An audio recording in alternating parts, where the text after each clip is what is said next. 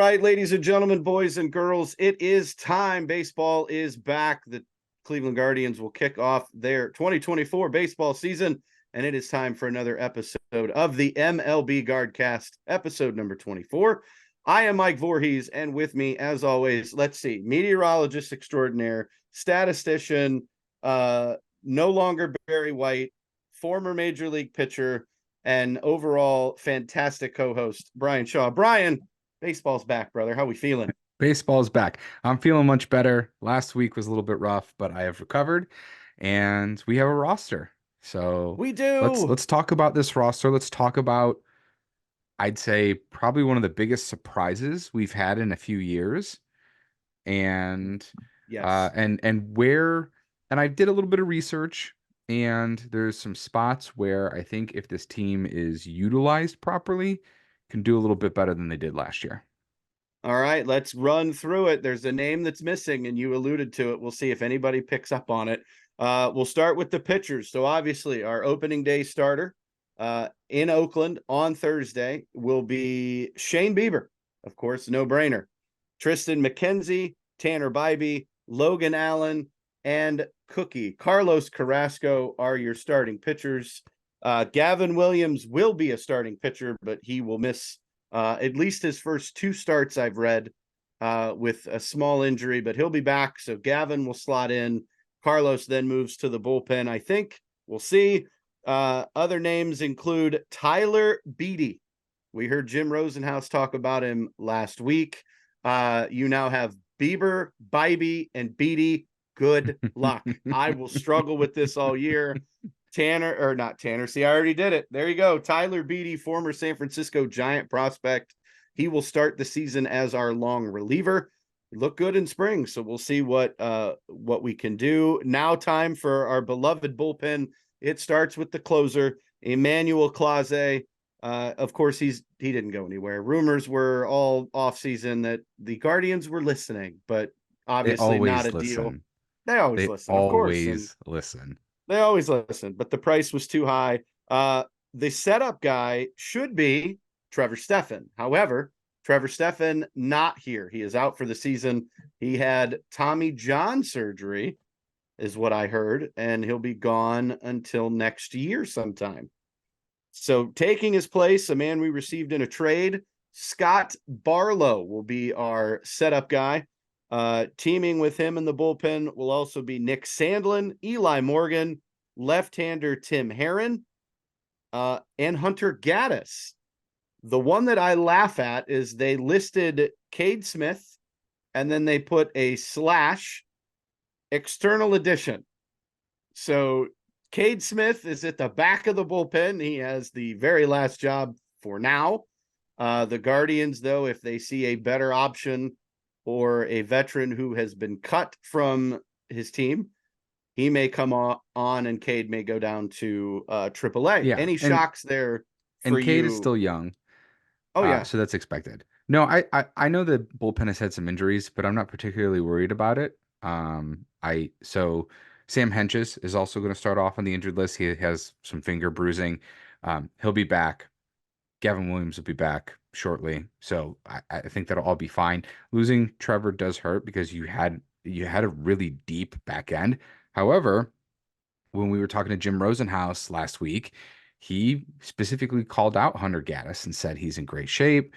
Now that he's no longer going to be a starter, he can kind of step up that velocity up to like 95, 96 because he'll only be pitching for an inning or two. And so he thinks he'll be a great weapon at the back end of that bullpen. So I think the bullpen will be just fine. A lot of these guys we've known for quite some time. Cade Smith's really the only newer name.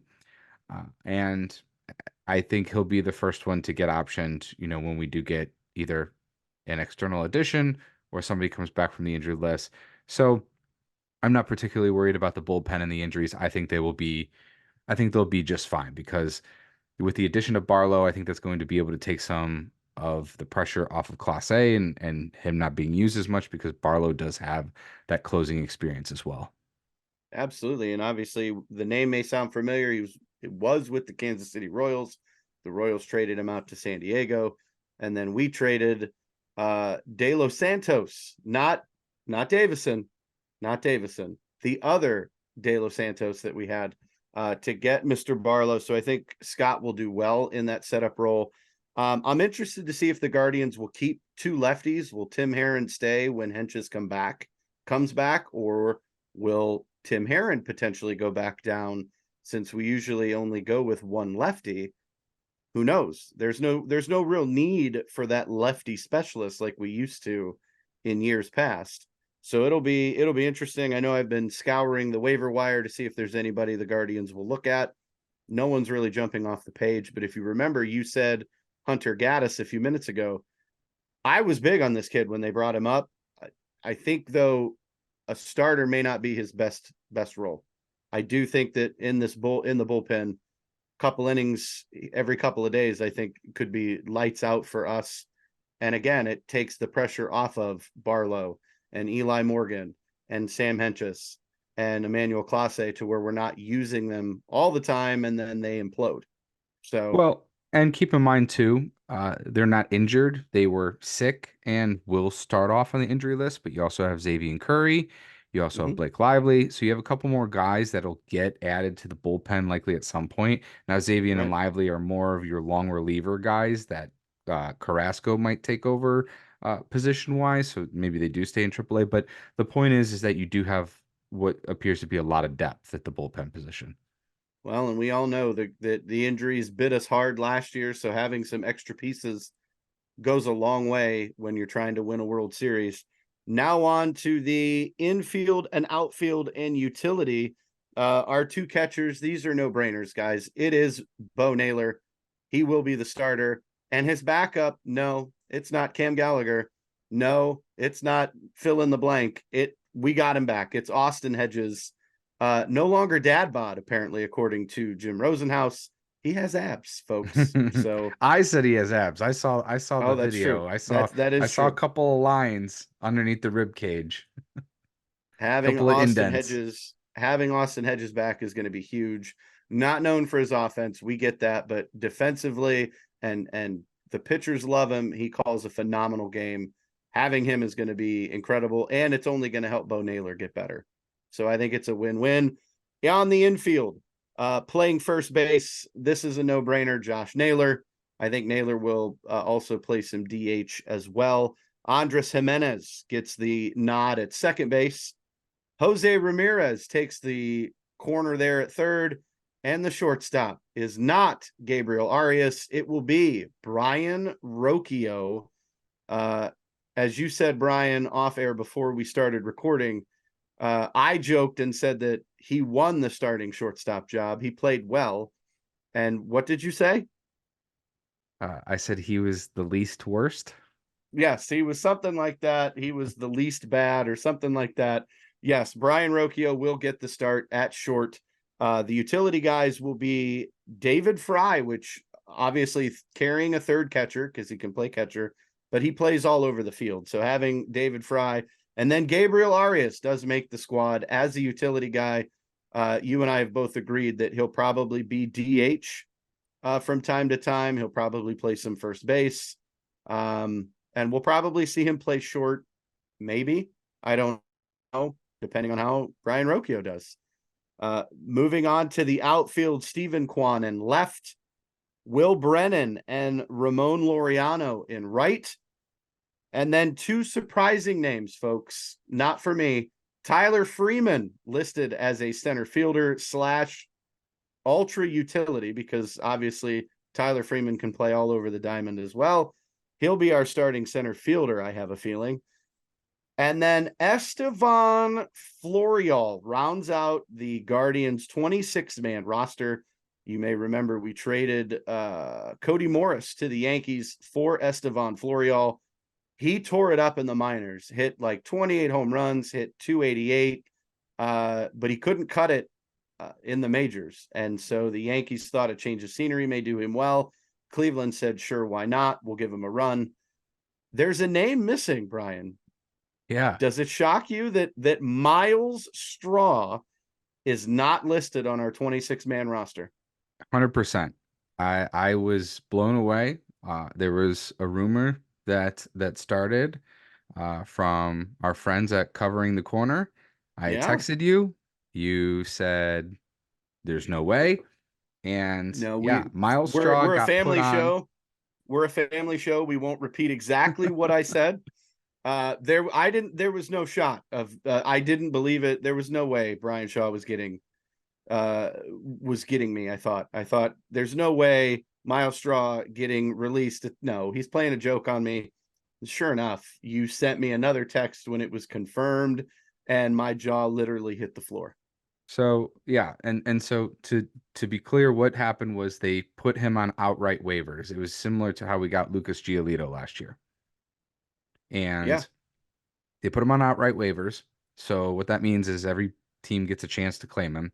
He's due a decent amount of money. So it was unlikely he was going to get picked up by anybody. He didn't. And so what that means is he comes off the 40 man, he goes to AAA, and if he doesn't accept his to go to AAA, he forfeits his contract. Again, obviously not going to do that because he makes a decent amount of money and he wasn't going to get that from anywhere else. So he'll be in AAA. So yeah, that's a huge surprise. I'd say it's more of a surprise because of the frugality of this team, and to just eat that money basically at this point. Now, they didn't pick up anybody on a big contract or sign a free agent to replace him. They are replacing him with a young, cheaper player in Tyler Freeman or Estevan Florial. So I guess it kind of makes up there from salary wise, but it is a big surprise. And I think really puts a stamp. This is like that first stamp of Stephen Vogt.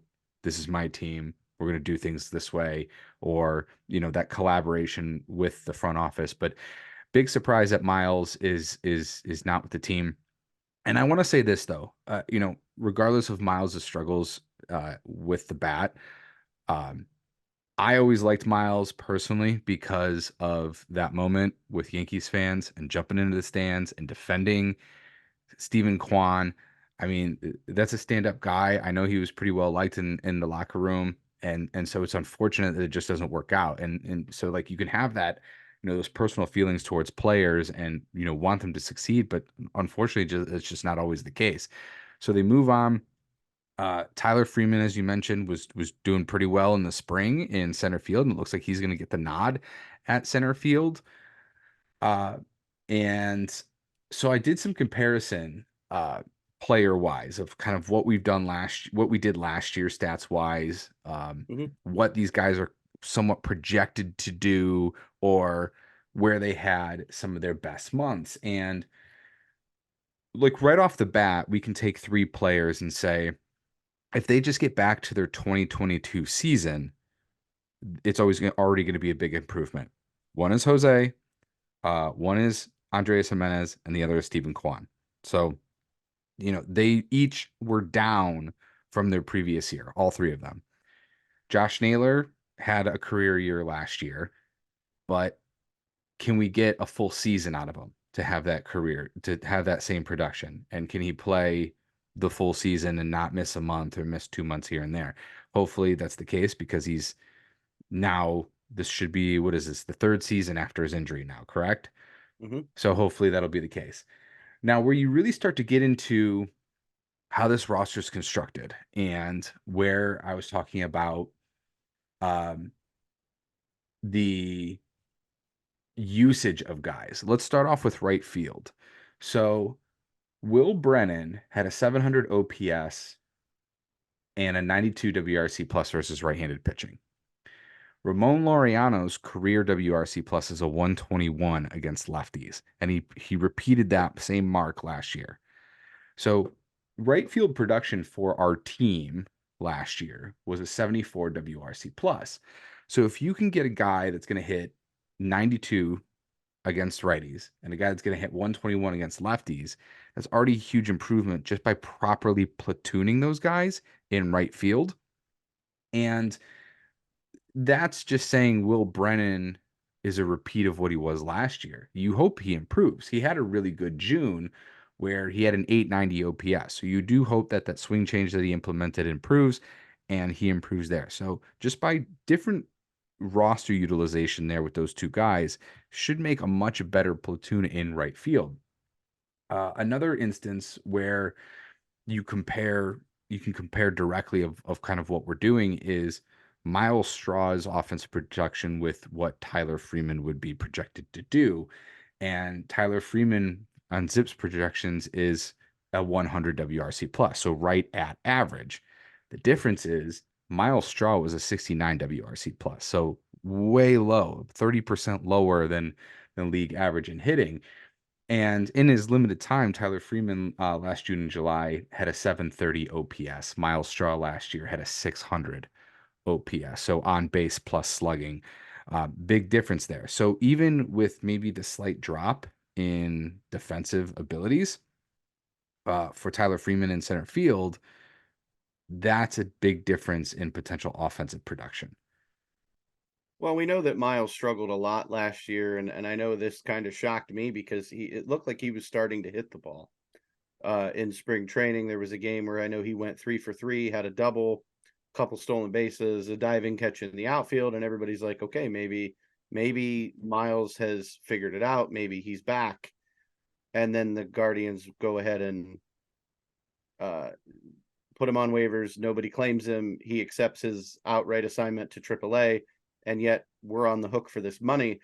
Could this be one of those things where they didn't think he was going to play every day here in Cleveland, so they wanted to send him down to AAA where he could play every single day and maybe kind of get out of this funk that he's been in? I don't see I feel like he's old enough that that's not the case, He's but 20. Yeah, maybe. he's 29. He's 29 Um, now.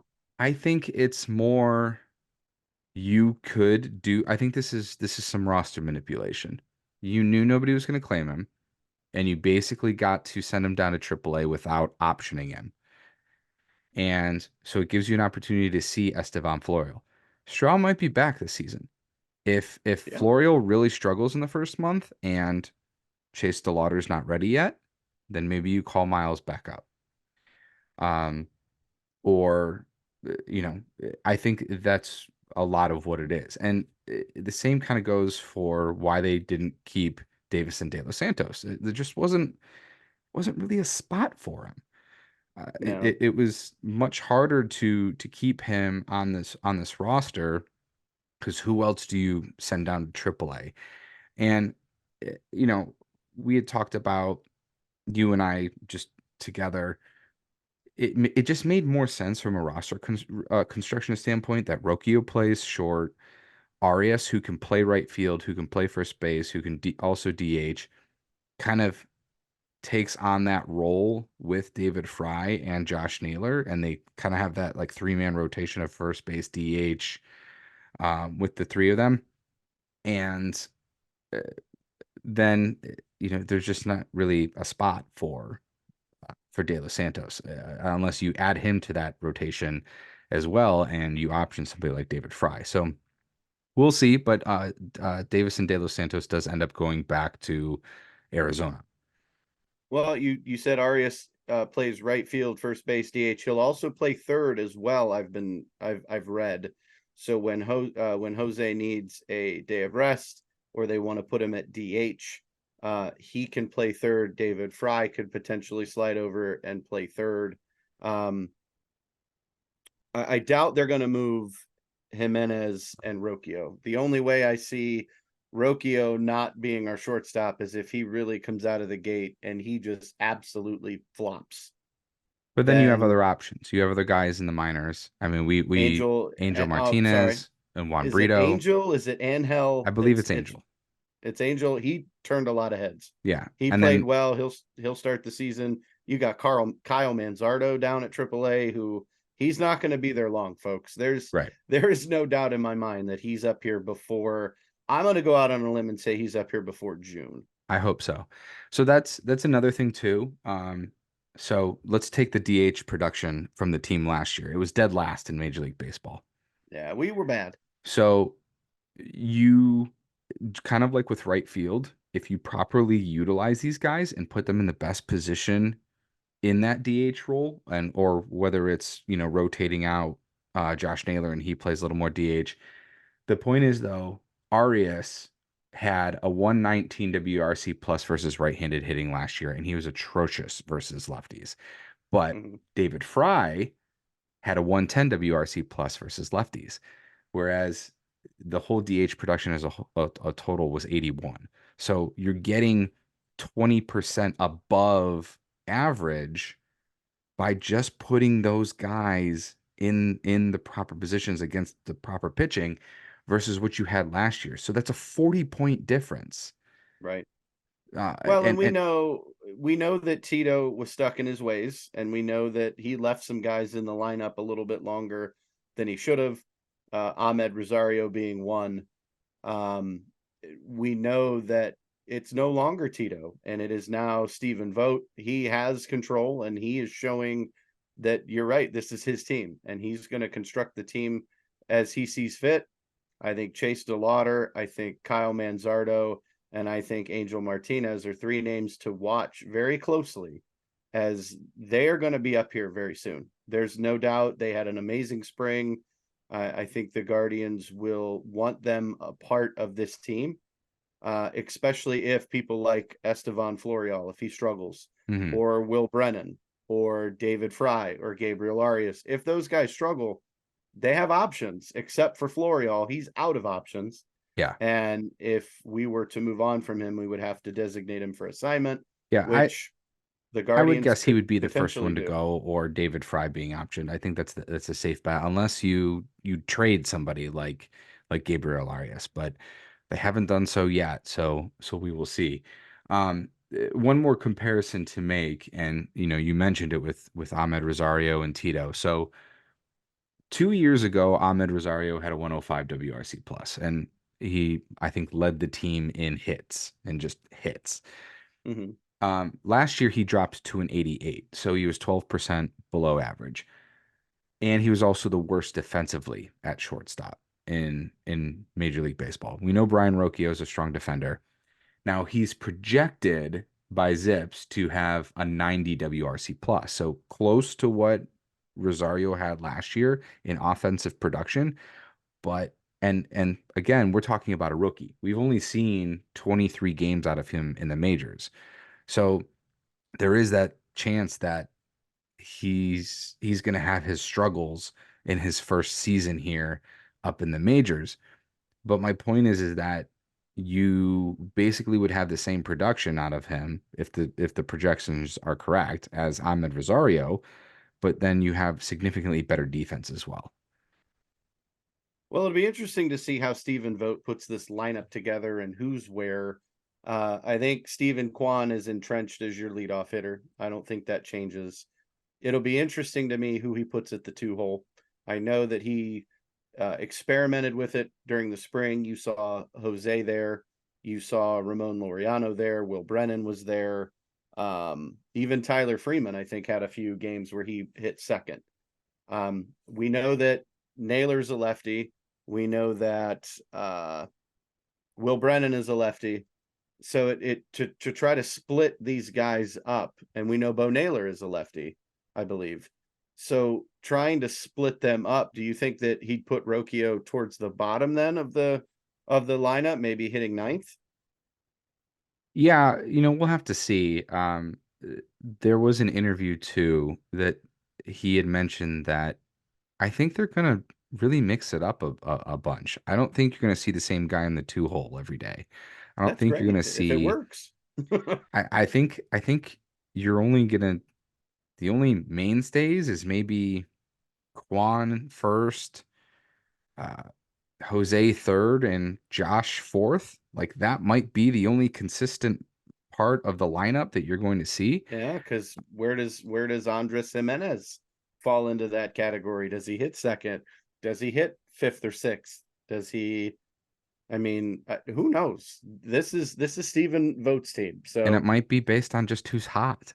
Like if that Andres too. Jimenez has a repeat of 2022, then yeah, you probably want him in the two hole. Yeah. But if he's If he's the struggling a guy little from bit, last year, then you're probably going to see him further down in the order just yeah. because that you want him in the lineup. But yeah, it'll be interesting. The Guardians start their season on Thursday on the West Coast against the Oakland A's. They have announced that Alex Wood will be their starting pitcher. So it'll be Alex Wood versus Shane Bieber. Who is a Brian, I know lefty. you.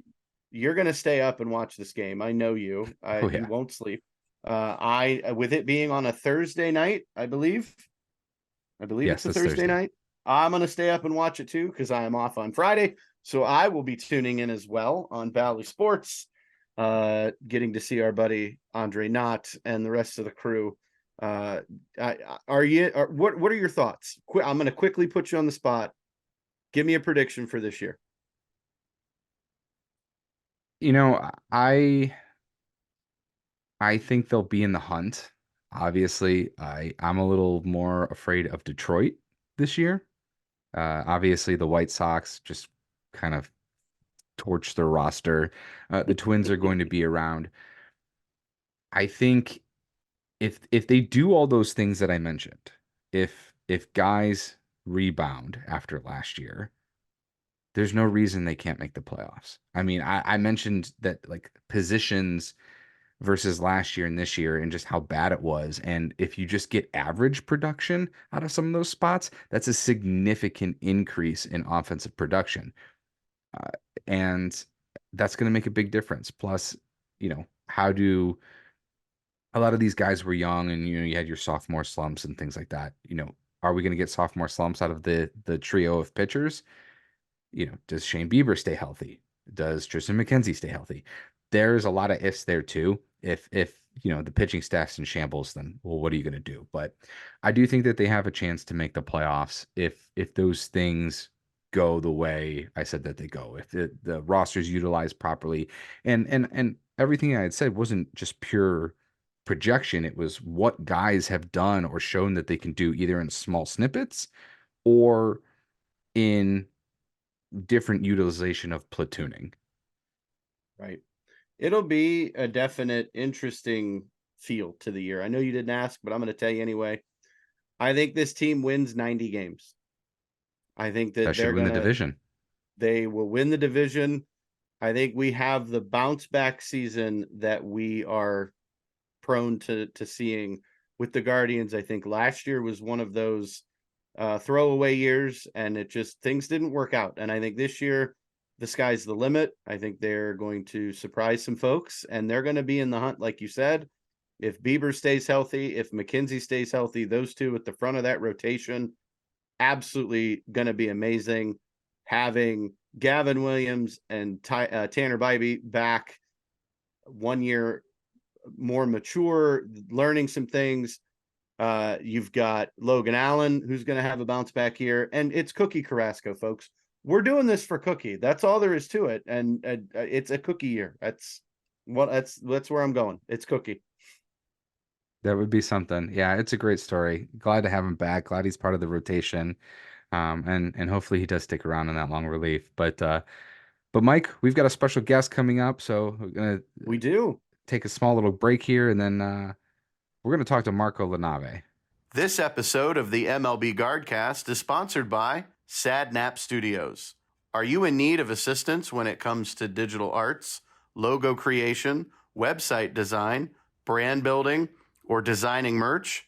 Then look no further than Sadnap Studios. The team at Sadnap Studios wants to help and make your dreams into reality.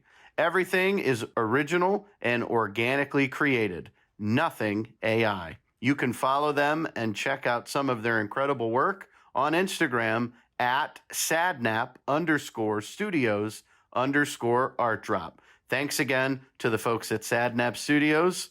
Go Guards. Today we have a very special guest, Akron Rubberducks broadcaster and baseball savant, Marco LaNave. Marco, how are you, my friend? Welcome in.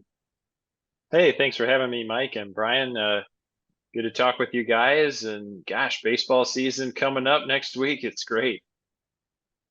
Yeah, Marco, we had Absolutely. you on last year, and you brought a lot of very valuable insights. So we wanted to have you back on again. So really appreciate you coming on and your time.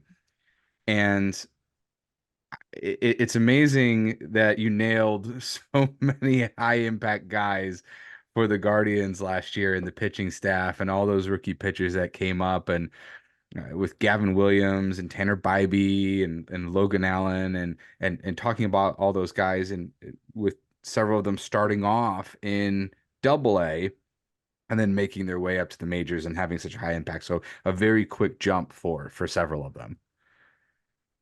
Yeah, I mean, not that that was the expectation going into next season, but yeah, you mentioned like the injuries to the rotation, it opened up some opportunities and other situations, the catching situation, the shortstop situation playing out for the Guardians to get a look at a lot of guys who came through Akron within the last couple of years. So feels like a pretty familiar roster up there at the big league level if you've been following the Rubberducks. Absolutely, that we have. Marco, we know that you spent some time in spring training in Arizona with the Guardians. What were some of your takeaways from getting to watch the team as they prepare, for the season? Yeah, so I think it's a little bit of a different spring training for a variety of reasons. One, obviously, manager Stephen Vogt leading the way. Very impressed, though, listening with him and interacting with him in those pregame media sessions and just talking with players about what it's been like to get to know him and to work with him. Also talked with the new third base coach, Ruglis Odor, who, of course, was with Akron the last 4 seasons and is very beloved here in the Rubber City and now coaching at third base for the Guardians and coaching those infielders, many of whom he managed along the way here in Akron. So some of the staff changes, but it sounds like things are going pretty smoothly there. And then for the young pitchers that we talked about last year, Tanner Bybee, Logan Allen, Gavin Williams, who seem to be pretty solid in their spots in the rotation, at least to start the year. They are encountering a spring that's a little bit different in terms of they're maybe not so much auditioning as they are fine-tuning, preparing, just getting themselves physically, mentally and in sync with, their teammates and catchers for the long haul of a major league season that they know is coming. So I think for them, it's a little bit different. Players who, didn't have to, like a Bo Naylor, a catcher who last year it was a question, does he open the season with Cleveland? Now he's in a solidified role. So a little bit different in how guys are maybe approaching the upcoming season. Certainly the position battles are, something that takes place, and we're still waiting for that to, shake out in advance of opening night. But I think, yeah, very, very positive, energy and excitement for the season. And some of those guys who have made an impact over the last few years, stepping more into those, established veteran roles and being respected for their veteran roles. Think of like a Josh Naylor, Stephen Kwan, certainly Jose Ramirez and Shane Bieber.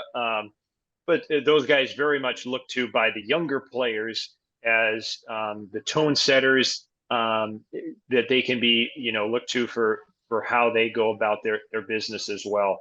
So yeah, lots of excitement to get ready for another season. Yeah, Marco, you mentioned Stephen Vogt, and last week we had Jim Rosenhaus on, and I had asked him because we've heard some interviews with him about things that he wants to do a little bit differently than what Tito had done.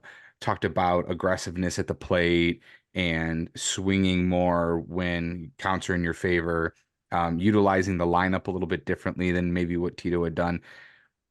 Was there anything else that you may have picked up on that you saw differently from Stephen Vogt and just maybe how he runs business there at spring training? Again, I don't know that I am enough of an expert enough to have seen a difference and be inside. Certainly like Rosie and some of those other folks who are around the big league club day after day and year after year now in spring training and throughout the regular season might be able to tell, hey, here are their little bit of differences. For me, it's just sort of hearing things, secondhand as to players or coaches and how things might operate and what might be a little bit different. But yeah, I think what you're mentioning, okay, what are some of the approaches or the lineups or that sort of thing. I don't know that it's so much a divergence away from Terry Francona as it is sort of just an evolution of awareness of what is the team we have now, what are the strengths that we uncovered, from the players that we have most recently this past year, where are the areas where we need to grow. So to me, that seems like a consistent evolution of the organization as it looks at the roster and the makeup and how to go through games. But I think once we get into the regular season, we'll have a lot more of a sense of what a Stephen Vogt at the helm in the dugout really means for how the team plays out its games and over the course of the season.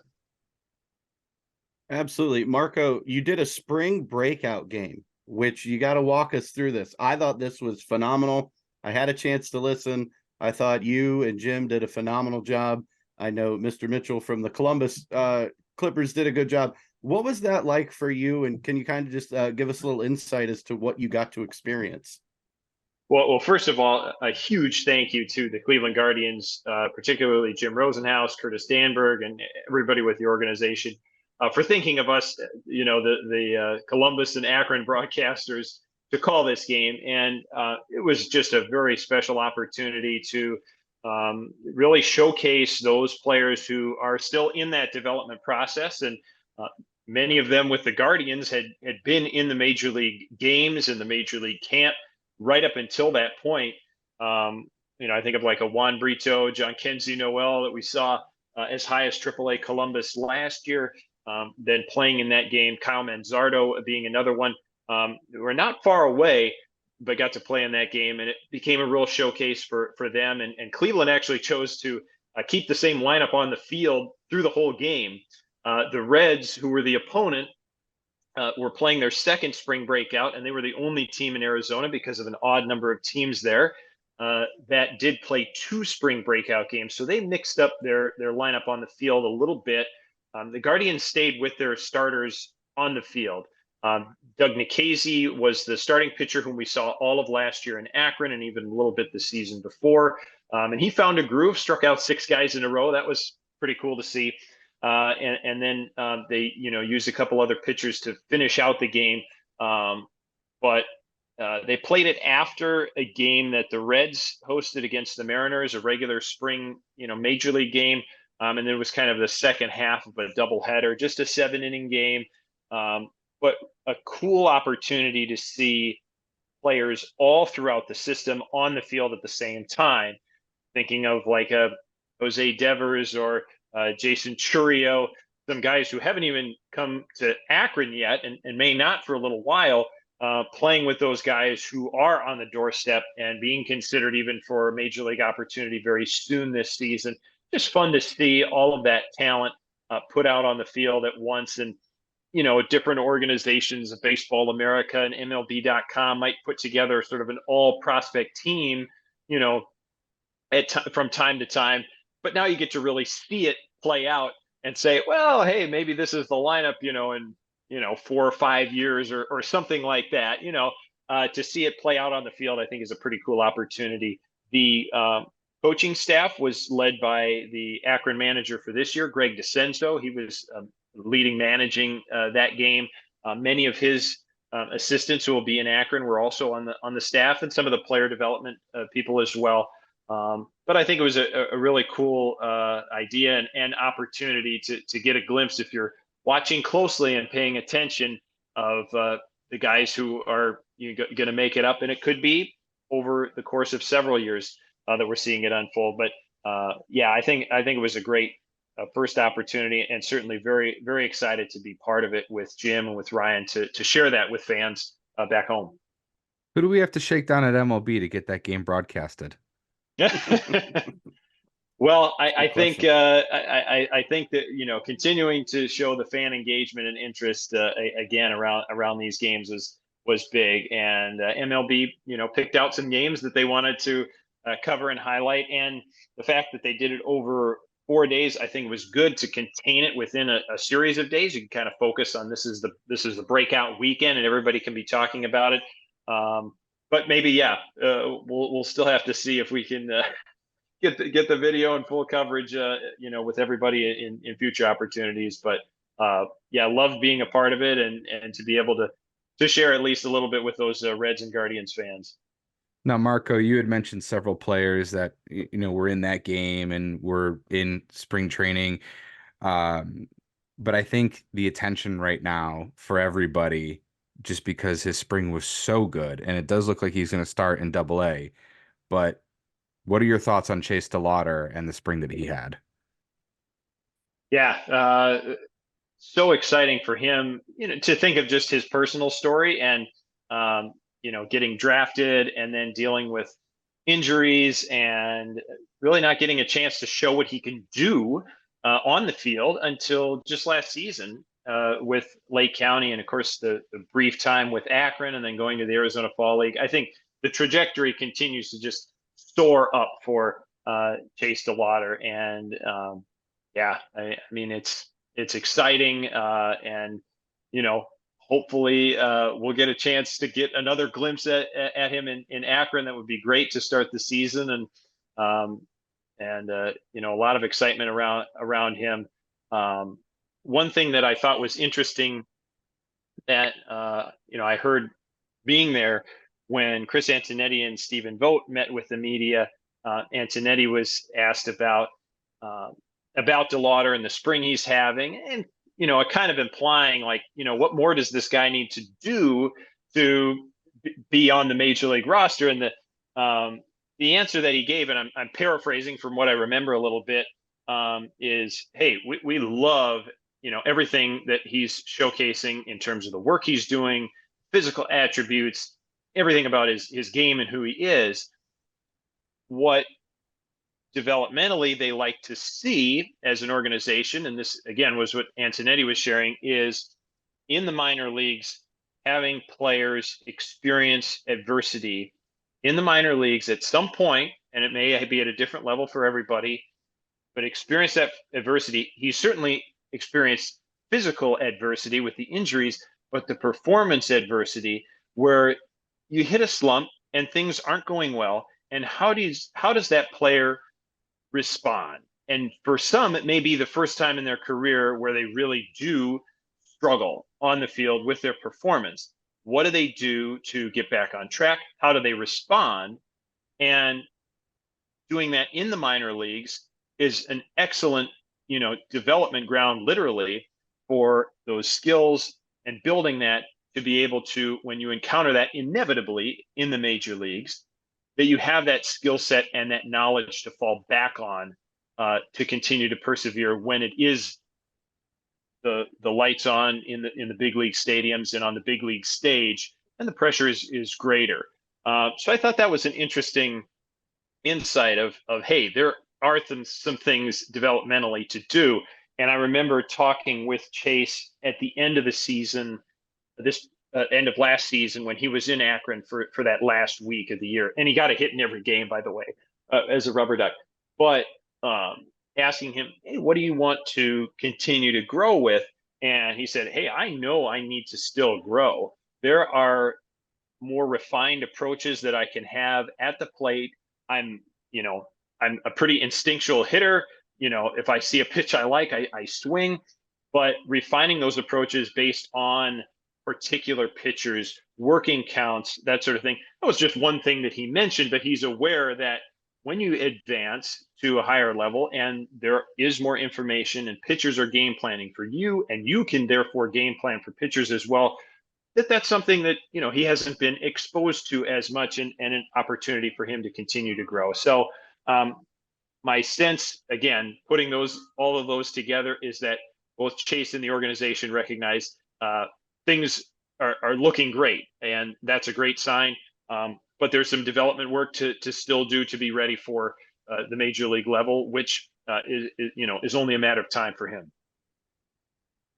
That's fantastic, and we know that Chase is going to be an amazing player. I know he was one of the players that you got to interview during spring training. Was he your favorite interview, or did you have another one that you were very excited to conduct, and it was just an overall great interview? Was there one that stood out more?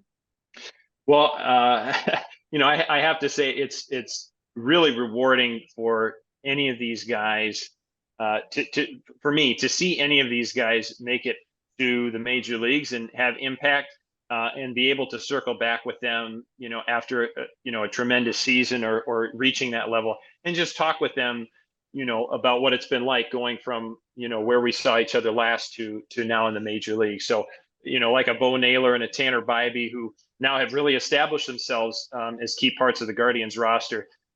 To hear them reflect on their time, and you can watch it at AkronRubberducks.com or Akron Rubberducks on YouTube. Watch these conversations.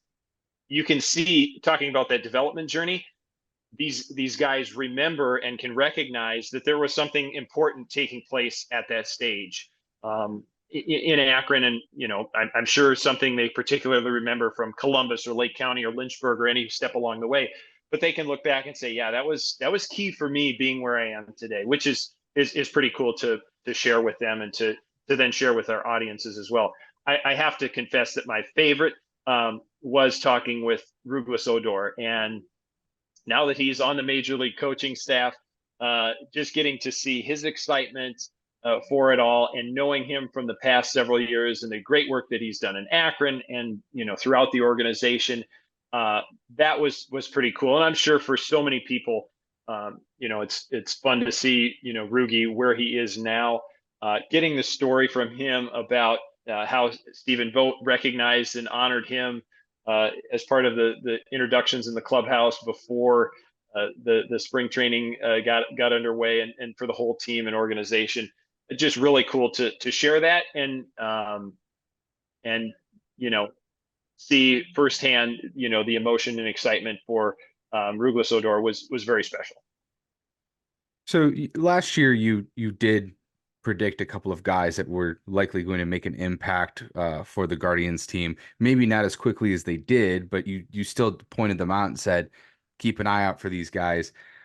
Outside of Chase DeLauder, is there anybody else that maybe we should keep an eye on that maybe not every fan knows? Like maybe somebody like a Petey Halpin or Khalil Watson, who they got in trade. I know Angel Martinez really opened up a lot of eyes too. He'll probably start in AAA though. So is there anybody else that we should put on our radar? Yeah, you mentioned a lot of those guys. I mean, you look at the the 40-man roster now for the Guardians. I think of like Juan Brito, who was with Akron until the end of the season, then got a brief look at AAA Columbus. You mentioned Petey Halpin, who was part of that spring breakout game. And was certainly young for the AA level last year and got some great experience here with the Rubberducks. Again, his game is continuing to be refined, and he's got the talent there.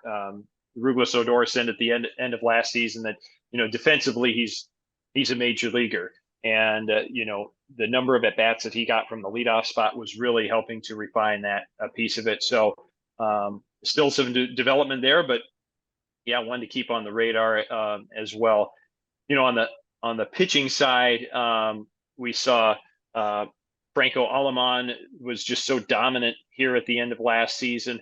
It'll be interesting to see where he starts the season, and how things unfold for him. We certainly saw the potential and heard from staff in spring training about the stuff that he's got, and that's undeniable. But again, in those pressure situations, when the hitting gets a little more competitive, more prepared, and tougher against him, how does he respond?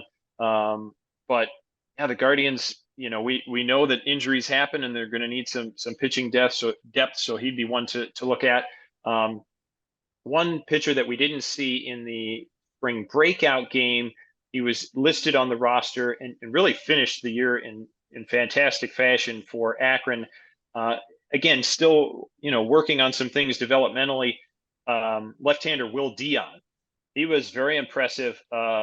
He's I think there's some nicknames of Baby Kershaw, because he's got a Clayton Kershaw-like mechanic setup. And he did a little bit of experimentation and some trial at the end of last season, mixing between that and maybe a more traditional windup or mechanics as well, but had so much success with Akron. I'll be really intrigued to see, what's in store for him this season after he put together such a good year last year.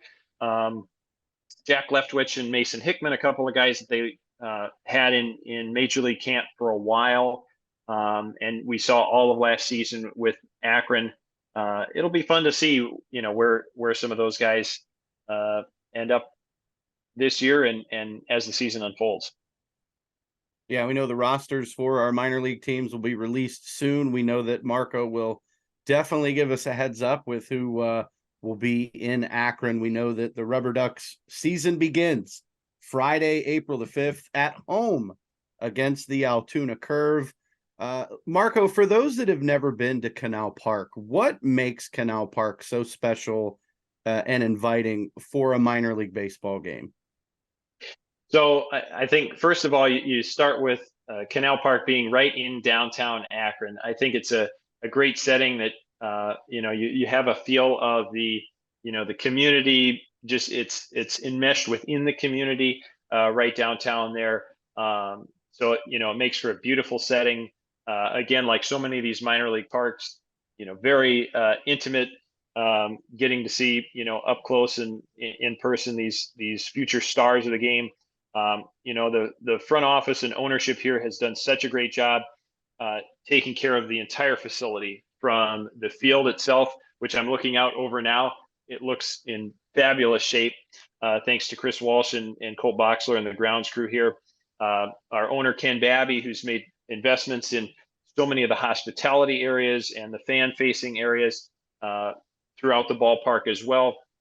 And the front office staff, led by Jim Fander, we put a lot of work into make this our home, sort of the front porch of the community for Akron, and take a lot of pride in having it be a clean, safe, a fun, different every night experience at the ballpark. We'll be unveiling some new food items at the ballpark leading up to opening day. We've always got some wacky foods to try for those who are brave enough. And so many promotions, the fireworks on Fridays and Saturdays, and kids getting on the field to play catch and run the bases on Sundays too. It's exciting to think about welcoming everybody back to our home at Canal Park. Canal Park is by far my favorite stadium. I love going there. I will probably see you multiple times this year, as I will attend as many games as possible. I also just received word that I will be at Rubberducks Media Day on Wednesday, April 3rd. So hopefully I'll get to meet you in person and get to chat a little bit. Excited to get to come to that. And what's something I should look out for coming to Media Day for the first time, Marco? Oh, first time at Media Day. Well, I mentioned the food items, and you'll get the first look at that. So come with your camera and with a hungry stomach. So take some pictures and some video and take a look at it. Also an opportunity that day to visit with our manager, Greg DeCenso, who, again, this will be his first season at the helm for Akron. Also a couple of players that we'll try to make available to the media as well, and get a look at the team practicing. And you're really seeing, one of their first full practices here in Akron. They come from spring training and come in only a few days before the season. And for some of these guys, they've been on the field at Canal Park, but for some, it's their first experience. Hey, how does the lighting work here, and how do the sight lines, and how does the field play and everything like that. So all as those guys are getting ready to open in front of the fans on April 5th. Can't wait. I'm looking so forward to it. We're looking forward to having you. Yeah, Marco, thank you so much for joining us today. Really appreciated your insight. A little bit of a different look that I think that people don't always get, hearing about some of these up and comers. And like I said, last year you nailed it. So really great to have you back, and being able to talk about your experience at Canal Park. I mean, I loved it there. I went to Josh Naylor's rehab game, and you talk about like the intimate experience. I mean, you're close enough to these players that you can see the rips in their pants and stuff from when they were sliding and things like that. So if you've picked yourself, if you wanted to see, Chase DeLauder and in the first couple of months before maybe he hops up to AAA. Like that's your opportunity, and it does look like he's going to be a star. And then some of the other guys you mentioned too. So thank you again for joining us. Really appreciated your time today. Hey, thank you guys for having me. It's fun to talk baseball with you, and look forward to seeing you at Canal Park this summer. Awesome. Once again, ladies and gentlemen, Marco LaNave, Akron Rubberducks. What is your official title? Are you the color commentator? Are you just broadcaster? What do we need to refer to you as? It's a longer title with broadcasting. So yeah, Jim Clark and I do the play-by-play. I also work with some corporate partners and doing ticket sales as well. So all of that mixed into one, but broadcaster is simple enough.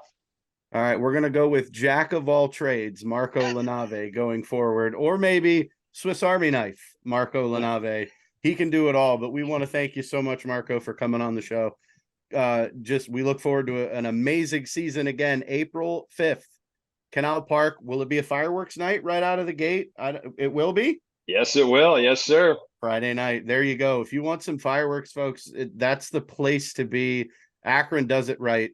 Canal Park, like Marco said, downtown Akron. Don't miss it. It's going to be fun. I'm excited. I get to try some food, look at food, get some pictures. That'll be really cool for Media Day. But Marco, hopefully we'll have you back on as soon as the Rubberducks get going, and maybe we'll be looking at an Eastern League championship team.